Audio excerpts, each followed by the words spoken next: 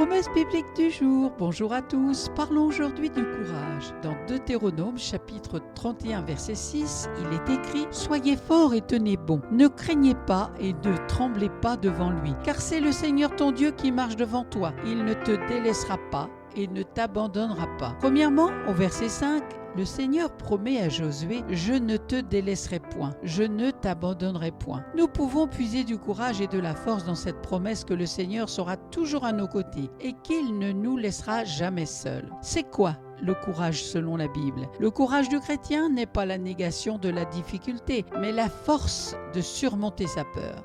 C'est un don de Dieu qui demande, pour être accueilli, que nous reconnaissions nos fragilités. Que dit la Bible au sujet du courage? Soyez forts et courageux, n'ayez pas peur, ni ne vous effrayez à cause d'eux, car l'Éternel votre Dieu vous accompagne. Il ne vous quittera jamais et ne vous abandonnera jamais. Soyez forts et courageux, car vous amènerez ce peuple à hériter de la terre que j'ai juré à ses ancêtres de lui donner. Comment Dieu nous donne-t-il du courage? Puisque le courage est alimenté par la foi et que la foi consiste à croire aux promesses de Dieu, croire tout ce que Dieu promet d'être pour nous en Jésus. Dans 2 Corinthiens chapitre 1 verset 20. Le courage biblique, le bon courage, résulte directement de la prise en main de ses promesses. Il y a aussi le courage moral, la capacité de faire ce qui est juste face à l'opposition ou au découragement populaire. Il faut du courage pour faire ce qu'il faut aujourd'hui, pour défendre ce que dit la Bible sur le bien et le mal. Que dit Dieu à propos du courage? Dans 1 Chronique chapitre 28 verset 20, il est écrit « David dit aussi à Salomon son fils, sois fort et courageux et fais l'œuvre. Ne sois pas effrayé, ne te décourage pas, car le Seigneur ton Dieu, mon Dieu, est avec toi.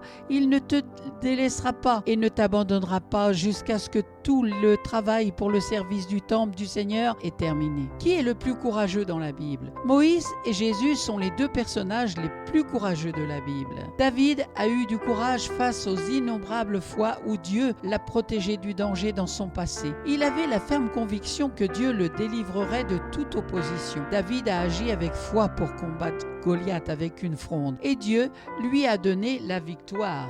N'essaie pas de vivre l'appel de Dieu par tes propres forces. Que signifie s'attendre au Seigneur et avoir bon courage? Celui qui attend activement Dieu est rempli de confiance, d'espoir et d'une foi solide, car il faut du courage pour s'attendre à Dieu, surtout parce que nous ne connaissons pas souvent le calendrier de Dieu. Pour cette raison, l'attente et le courage sont des compagnons naturels plutôt que d'étranges compagnons. Dieu nous donne-t-il du courage? C'est Dieu qui nous commande d'avoir du courage, car cela signifie avoir foi et confiance en lui. Grâce aux Écritures, nous pouvons trouver le courage que Dieu désire que nous ayons. Dans la parole de Dieu, vous trouverez des exemples et des conseils pour faire preuve de courage face à l'adversité. Dans 1 Corinthiens chapitre 16 versets 13 à 14, il est écrit « Soyez sur vos gardes, restez fermes dans la foi, soyez courageux, soyez forts, faites tout avec amour. » Les versets sur le courage nous rappellent une autre vérité importante. S'il est essentiel de tenir bon et d'être courageux, nous devons aussi tout faire